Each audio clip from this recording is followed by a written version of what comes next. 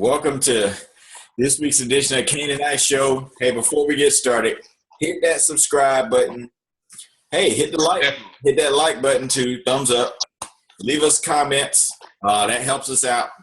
But definitely, please hit subscribe. So, anyway, Kane, man, how things going? Good, my brother. How about yourself? I see you got some trash on your chest there. Don't hate. Either you were a lot more muscular then, or you lost a lot of weight.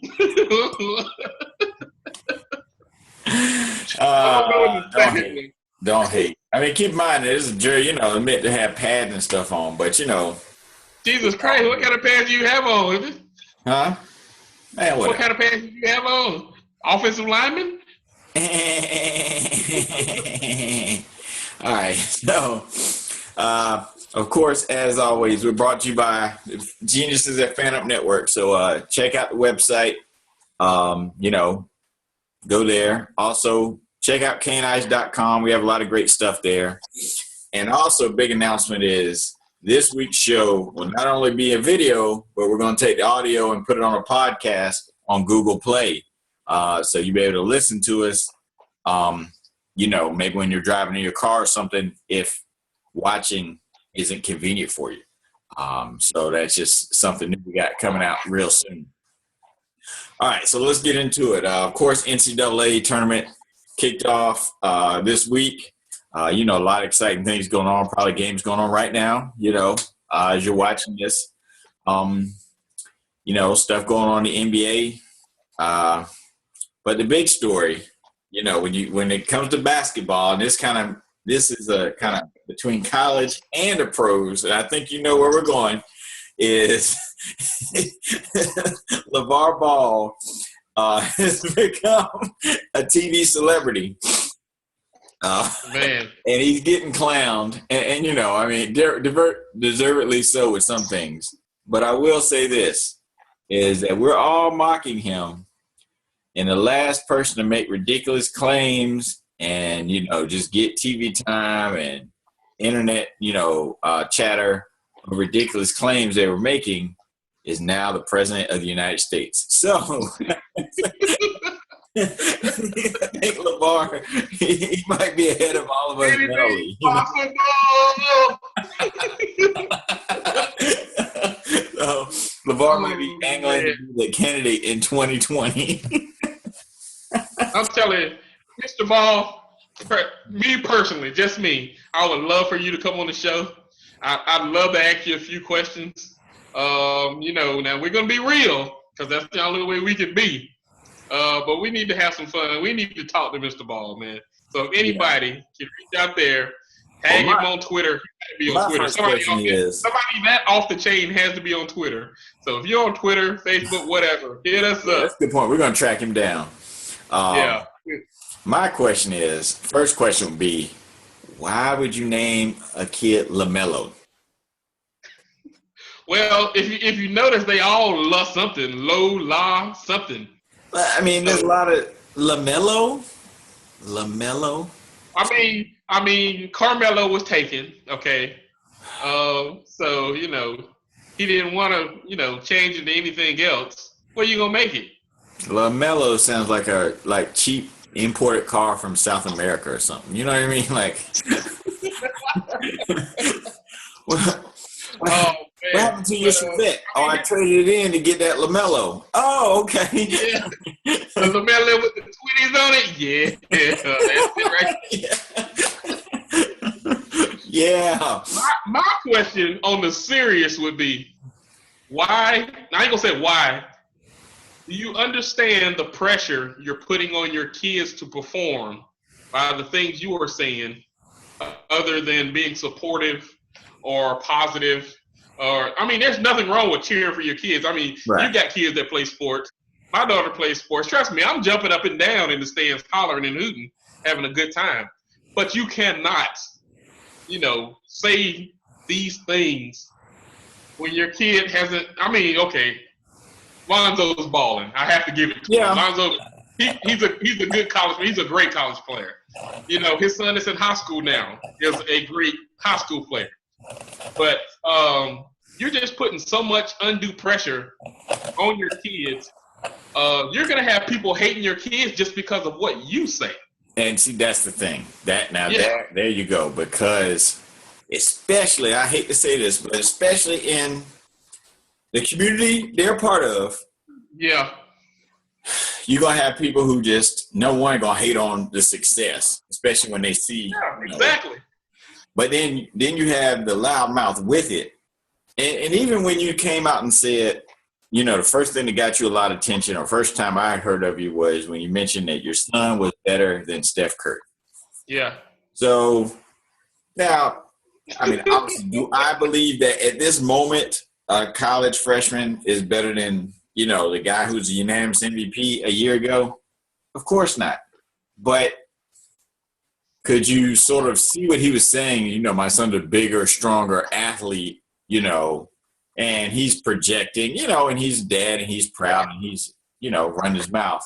But then now you've turned into a caricature of yourself. Like you went from proud, bragging dad who maybe went a little too far and let his mouth get ahead of him, right? Instead of saying something like, one day I can see my son being better than Steph Curry, right? Which would still be a huge thing, but to go this far.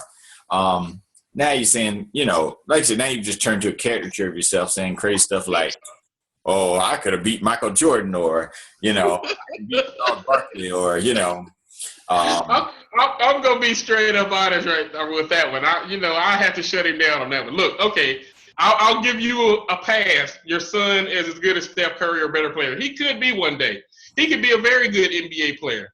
But we're talking about potential in the future. We're not talking about the past. When you were where was he at in college? I don't even remember where he went. Washington State or something, right? Yeah.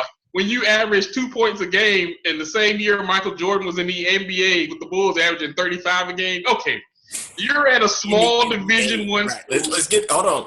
In the NBA, let's get that straight. Yeah, 2 points a game. Michael Jordan in the NBA. And this ain't the NBA today. This is the NBA in the 80s when it was real basketball and people actually kicked your butt when you came down the lane.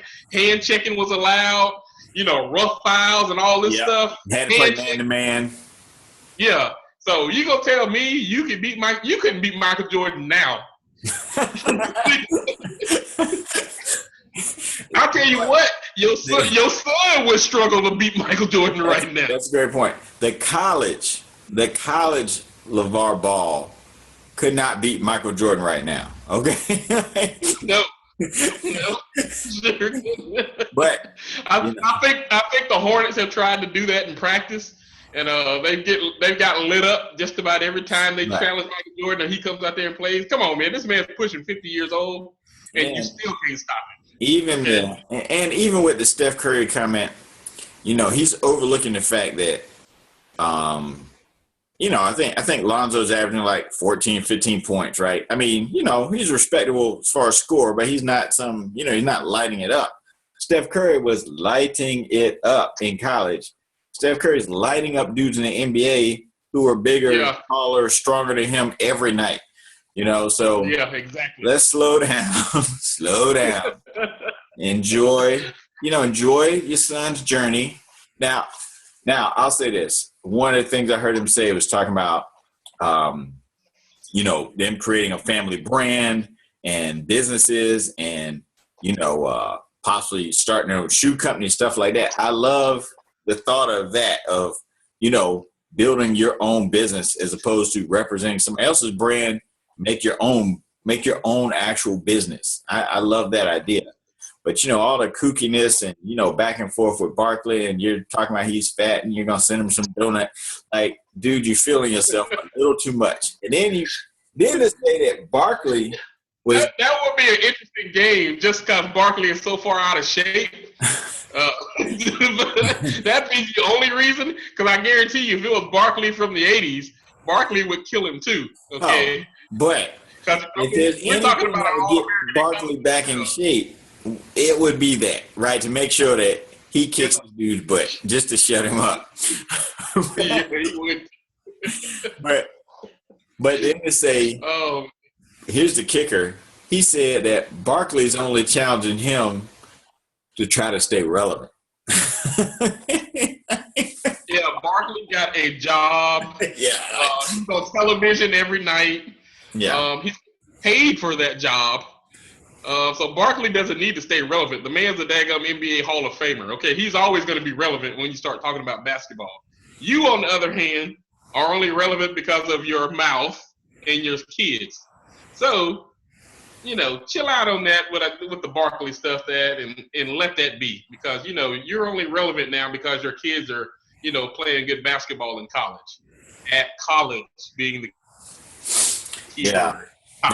Now, LeVar, you did spark a wonderful hashtag LeVar Ball says.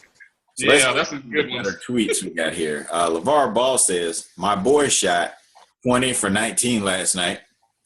LeVar Ball says he can make America great again. Hey, I might take him up on that one. That might be a good offer. LeVar Ball says his boys will never have bodyguards because no one can guard them. Oh, man. LeVar Ball says, no, I was the first black president. Okay.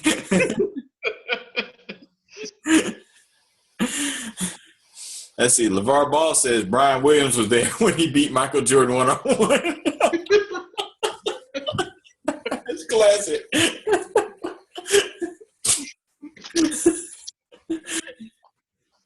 Oh, man. Let's see.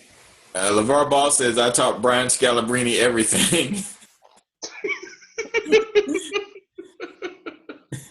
LeVar Ball says he can staple water to a tree.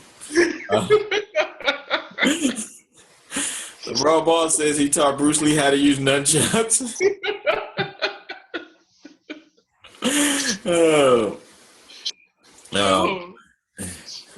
Okay, all right. One more. LeVar Ball says he knows where Jimmy Hoffa is.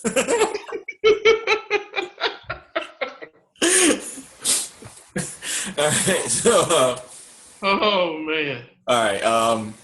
So let me ask you, and I hate to keep talking about this fight because I personally think it's just a big joke and it'll be a huge ripoff, but it keeps coming back up. Mayweather and McGregor.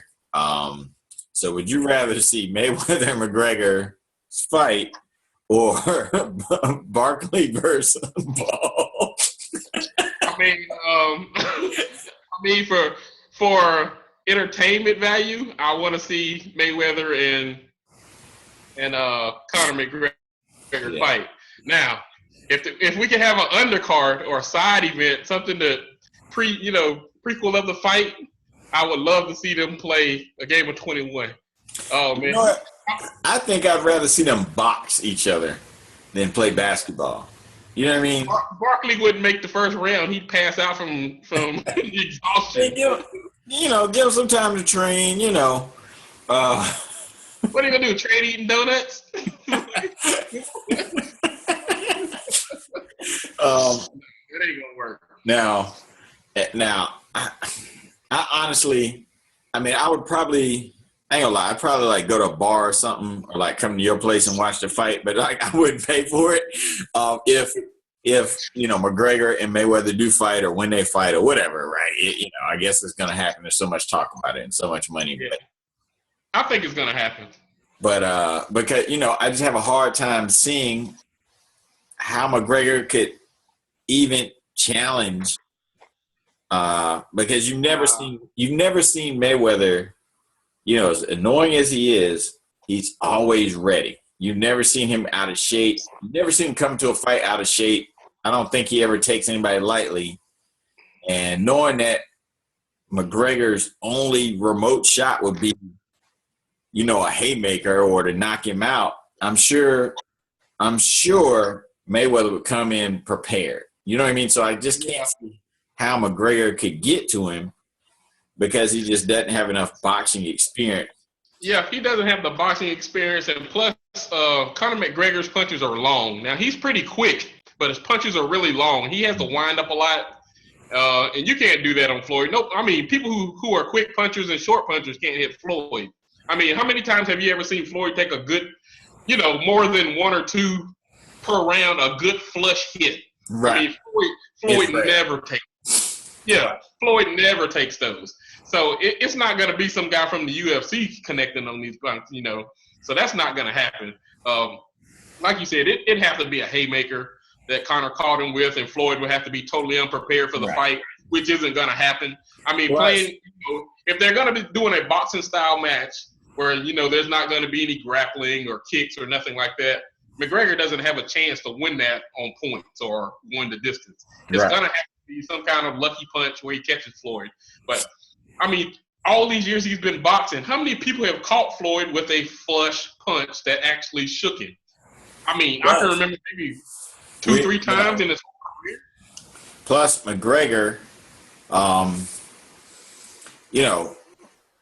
from a defensive standpoint, he's probably not going to be as sharp as a normal boxer. So I think Floyd would have a better chance of knocking him out just from an accumulation of punch. Like, I think you'll see Floyd land a higher percentage of punches than he normally does because no one McGregor's natural defense probably isn't as strong as a normal fighter. And he's probably going to be more aggressive coming after Mayweather because that's the only shot he has.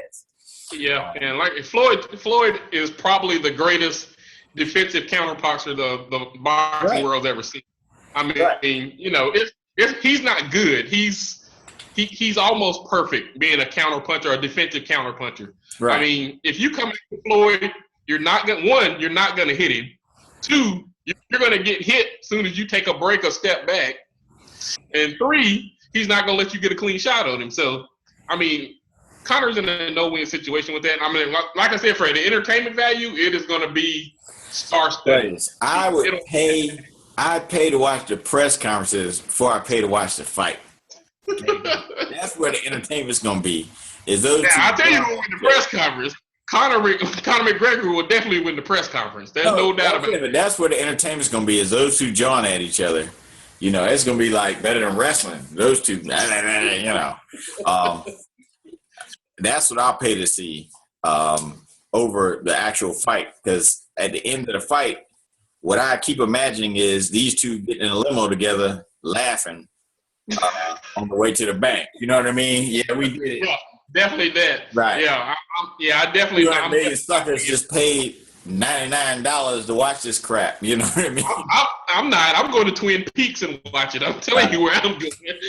I'm not going to pay for that. No, I'm not doing that. Yeah. I haven't. All right, so let's flip over to NBA. A lot of exciting stuff going on there as usual. Of course, we get down toward the end of the season. Kevin Love is coming back, and with Love come back, and then news breaks that Dwayne Wade is out with a fracture in his elbow. So what's been your what stuck out to you this week in the NBA? To me, it's Golden State's just been slipping, man. And I think we talked about this last week when I told you Golden State's not getting out the West, and I'm standing by that. Okay, we got to come with a bet because Golden State is going to get out of they're going to win the championship, but I'll bet you they won't get out of the West. So think about what you're willing to bet. Okay. All right. We'll do it. Everybody watching, I got witnesses. Golden State Warriors 2017 finals. Write it down. Take a picture. No, they're not getting out the West. Right now, just struggling a little bit. That's what's standing out to me, the way they've been struggling. I don't see that Steph Curry from 2 years ago, man. He's struggling not to get his shot, but he's not as consistent as he was a couple of years ago. He's not making shots. Yeah, he's struggling right now. Yeah, he is struggling. Clay has just been kind of even par. I thought Clay would pick up the slack with Durant gone, but Clay hasn't fallen off, but he's not giving them any more right now either. Right. So, and Draymond's the same way. He's not giving them any more than he normally gives when Durant's there either. So this is on Steph to step up because he's the leader of the team while Durant is gone now. So, but he's not stepping up. They've lost some questionable games. They lost to, who was that the other night? Was that Minnesota? Yeah. A couple of games ago. They made a big comeback to beat Philly. Yeah, they barely squeaked by Philly. I mean, come on, man.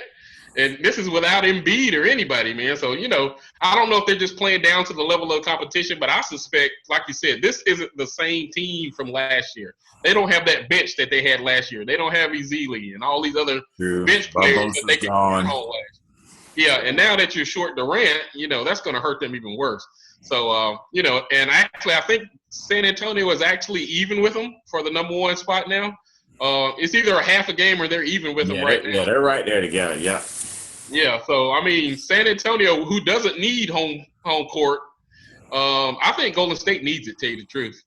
So they better get it together over these last couple of weeks and do something with it and get that number one seed and somehow round it back into shape before the playoffs come. They'll be there. Like I said, right now it's just a little struggle. Just like the Cavs, in January was it? They had a losing month. And I said, the Cavs aren't going to go to the playoffs. The Cavs aren't going to the finals. Everybody still had them going to the finals. Yeah, the Cavs aren't missing their best player either, though. The Golden State standard's just so high. But Durant will be back. They'll get to the finals, and they'll play the Washington Wizards. Write it down. What did you think about Golden State or Steve Kerr sitting out the core of the team against San Antonio a couple of games back? What do you think about that? He said he had scheduled rest for him, but come on, do you schedule him against San Antonio? I think this was a psychological move that he didn't want his team's psyche to get damaged by San Antonio if they lost that game, if they see him again in the playoffs. I think he's trying to save them. Also, because I get they've been on this road trip and I was like the end of the road trip or whatever. But to me, wouldn't it make more sense to to rest in like the middle of the road trip? But, whatever. The thing I think part of it is your boy Pop. I think is kind of like a little get back at him or San Antonio because they've been known to rest, dudes during big games, like a few years ago. I'm sure that had something to do with it. They're like, we're going to rest Tim Duncan against Miami, just stuff like that, piss off the TV execs. So I think there's just like a little. I think who should have been mad is the fans. If you got tickets to that game and you think you about to watch, minus the injury, Kevin Durant, Steph Curry, Klay Thompson versus Kawhi and the Spurs in a primetime game on Saturday night, and they don't show up. They're pumping that game up too on TV. Yeah, they were. This is 8 o'clock prime time. So after I found out Kawhi wasn't playing, then of course we knew Durant wasn't gonna play, and then Steph and Klay and Draymond. Like I found out like nobody that we really care about is gonna play. I'm like, you know what? I'd rather they just have like a dunk contest or something. Like, you know what I mean? Like rather than watch this game, like, if we just have a dunk contest or just have a 3-point. We're gonna play team horse, and whoever gets it gets the win. Right. Man, I don't know. That was a tough one there, though, man. So going into the race here, I think things are tightened up. Who have you got in your MVP race right now?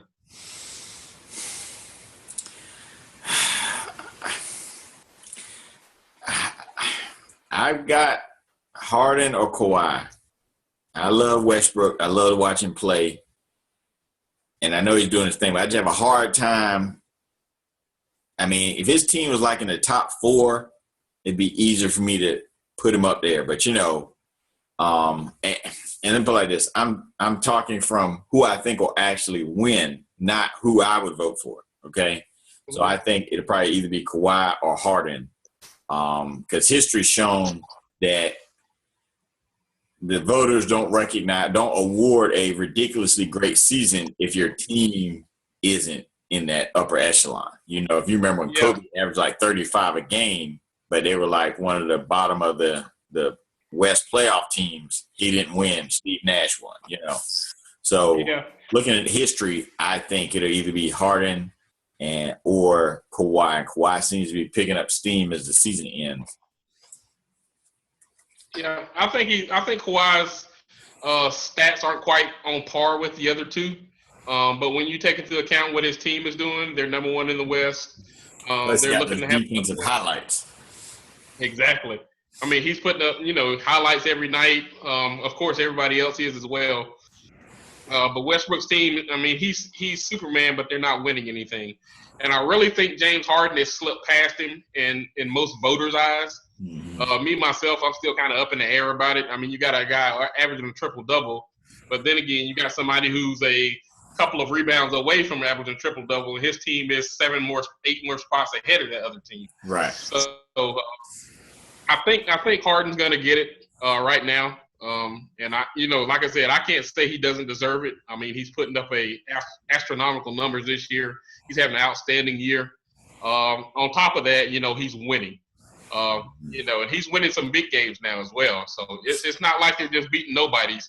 Houston's winning some games against some of the Western Conference opponents that they're supposed to win if you want to be this upper echelon team. So they're starting to do it. So Santa Claus might be pulling this one away. All right. So, all right. NFL. Of course, been some signings this week. Murray's going to Minnesota.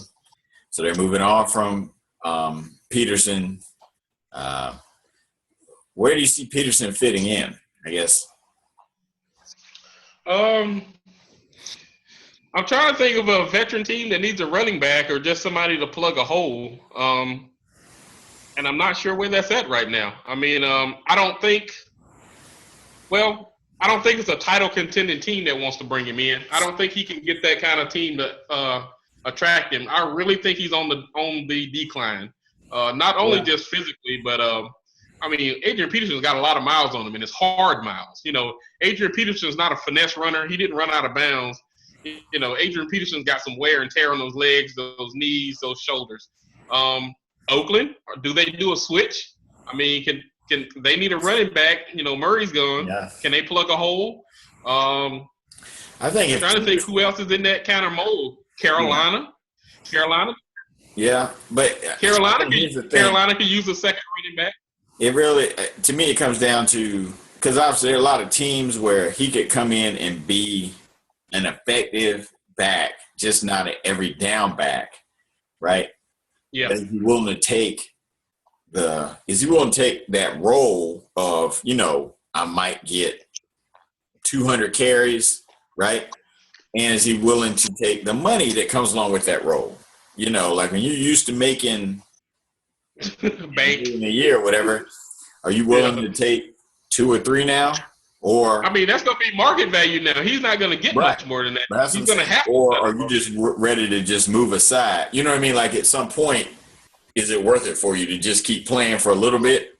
Because now it's not like I don't think he's like, if he was like really close to setting the rushing record or something, I could see him trying to stick around and do that. But, especially after coming off these injuries, I'm sure a lot of rehab work goes and all that. At some point it's like, is it worth it, to go out and be a role player and get role player money? I guess we'll see. And of course, stuff's really not set up quarterbacks. Romo's still on the Cowboys. Jay Cutler's out there. Colin Kaepernick's out there. Of course, you got to mess with Kirk Cousins. I don't know. Do you see Cap? I just have a hard time imagining where Cap's going to fit in as a starter. I don't know if he is going to fit in as a starter. Even anywhere he goes, even if there's not a established starter, he's going to have to fight for the position. They're not going to hand it to him. Not with the last couple of years that he's had, battling injuries. His biggest problem is inaccuracy with the passing and turnovers. You're bringing in a semi-controversial figure on top of that, for some of the things that he's done. That part. Yeah, good point. Yeah. So you got to take all of this into consideration. Like I said, he's not going to be handed the job. You're bringing in a character who some people see as a villain. And then, he's not a complete quarterback either. He's not the classic drop back and, hit the target quarterback. Right. So you're going to have to change your offense a little bit to suit him.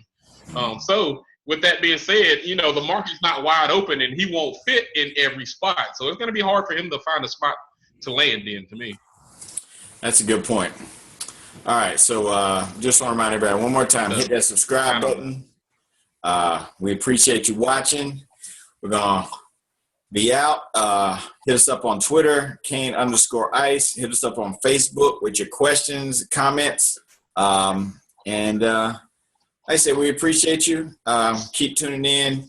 Look for that podcast. And tell your friends about us, all right? Hey, Kane, have a great week, brother. you guys do the same. Thanks, man. Go Tar Heels. Go Winthrop.